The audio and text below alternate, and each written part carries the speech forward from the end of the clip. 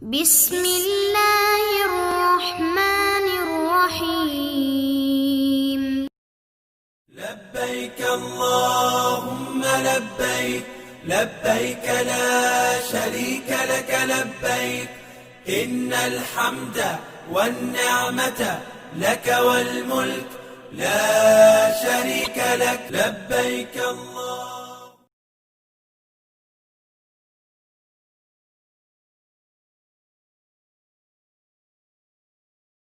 Assalamualaikum warahmatullahi wabarakatuh. Alhamdulillah wassalatu wassalamu ala Rasulillah wa ala alihi wa ashabihi ajma'in wa ba'd. Pada kesempatan kali ini saya Muhammad Rifki dari Politeknik Penerbangan Indonesia akan memaparkan materi tentang taxiway yang insyaallah mudah-mudahan bisa menambah wawasan kita dalam dunia penerbangan, terkhususnya pada bagian bandar udara. Kita simak video kali ini.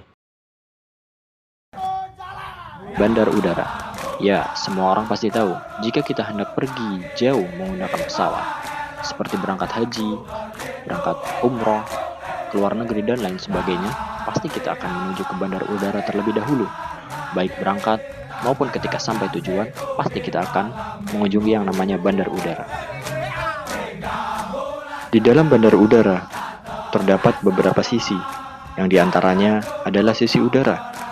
Sisi udara memuat beberapa fasilitas, yang diantaranya adalah materi utama kita, yaitu taxiway.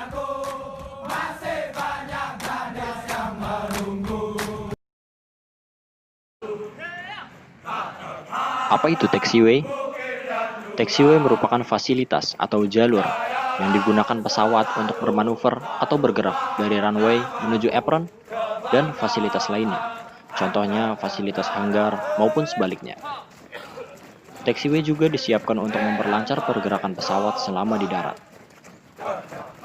Taxiway merupakan jalur tertentu pada bandar udara yang berada di darat, yang ditujukan untuk pesawat udara melakukan taksi atau bermanuver, dan sekaligus ditujukan untuk menjadi penghubung antara satu bagian bandar udara dengan bagian yang lainnya atau fasilitas lainnya, yang termasuk antara lain Aircraft Stand Taxi Line, Apron Taxiway, dan Rapid Exit Taxiway.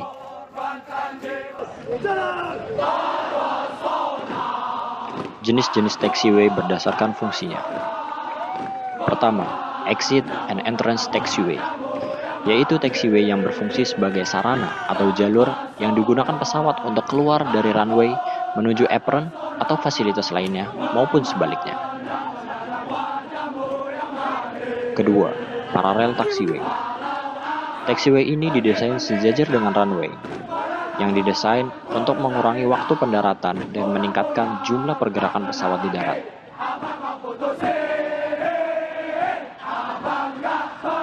Ketiga, Rapid Exit Taxiway.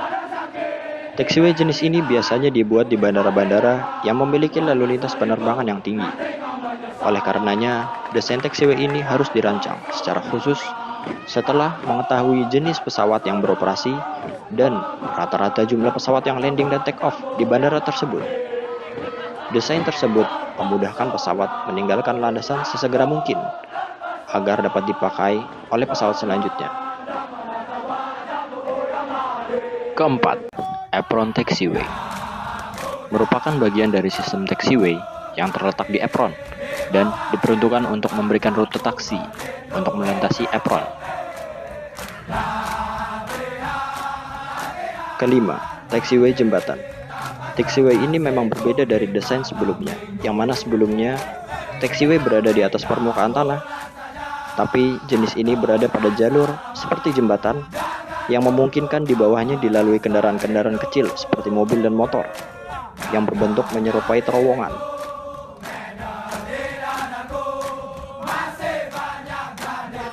Desain taxiway harus memiliki faktor keamanan sesuai dengan peraturan yang berlaku. Ketika kokpit atau pilot melihat keluar, yang diperhatikan adalah garis tengah dari taxiway yang berwarna kuning.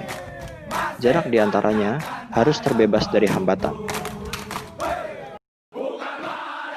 Yang pertama, taxiway harus memiliki lebar sesuai standar minimal, sesuai dengan tabel berikut. taxiway hendaknya disediakan untuk memungkinkan pergerakan pesawat di permukaan yang aman, cepat, serta efisien. Jarak aman antara roda terluar pesawat dan tepi taxiway tidak kurang dari ketentuan yang tercantum dalam tabel berikut. Wheelbase berarti jarak antara nose gear ke pusat geometris dari main gear. Taxiway harus dapat menampung kendaraan PKPPK untuk melakukan pergerakan dua arah untuk mencapai response time bagi pesawat udara terbesar sesuai peruntukan dari taxiway tersebut. Kekuatan taxiway. Kekuatan taxiway ini setara dengan kekuatan runway, dengan pertimbangan bahwa taxiway akan memiliki kepadatan lalu lintas yang lebih besar dan karena pergerakan lambat serta berhentinya pesawat menimbulkan pembebanan yang lebih besar daripada runway yang dihubungkannya, seperti keadaan ketika pesawat mengantri dan lain sebagainya. Permukaan taxiway. Permukaan taxiway hendaknya tidak memiliki ketidakteraturan yang bisa menyebabkan kerusakan pada struktur pesawat udara. Permukaan taxiway yang diperkeras hendaknya dibuat atau dilapisi ulang sedemikian rupa untuk memberikan kekesatan yang sesuai. Ketika taxiway diperuntukkan bagi pesawat yang menggunakan mesin turbin atau baling-baling, permukaan bahu taxiway harus mampu menahan erosi dan tertariknya material permukaan taxiway oleh mesin pesawat udara. Bahu taxiway. Sebagaimana runway memiliki bahu, taxiway pun memiliki bahu. Bagian lurus taxiway dengan kode C, D, E, atau F disediakan bahu yang membentang secara simetris di kedua sisi taxiway, sehingga secara keseluruhan lebar taxiway dan bahunya pada bagian lurus sebagai berikut: 44 meter untuk kode F, 38 untuk kode E, 34 untuk kode D, dan 25 meter untuk kode C. Itulah beberapa hal mengenai taxiway dari desain dan jenis-jenisnya, yang mana mudah-mudahan menambah wawasan kita dalam dunia penerbangan. Adapun lengkapnya tentang taxiway, silakan belajar dengan ahlinya, dengan guru-guru yang berkompeten atau dosen-dosen yang berkompeten, dan dengan buku-buku para ahli dalam bidangnya.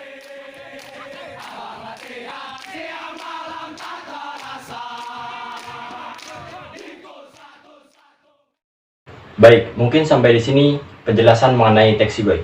Adapun lebih lanjutnya, silakan belajar masing-masing kepada guru atau dosen yang berkompeten dalam bidangnya, atau membaca buku-buku tentang taxiway. Banyak dijual di pasaran. Terima kasih. Dan materi yang saya paparkan sebelumnya atau yang tadi saya sampaikan itu hanyalah materi tentang dunia. Adapun kita sebagai manusia, hendaklah kita mencari ilmu atau menuntut ilmu tentang akhirat dan berbanyak mengingat Allah Azza wa Jalla, karena apa yang di sisi Allah lebih kekal dan lebih baik. Terima kasih. Wassalamualaikum warahmatullahi wabarakatuh.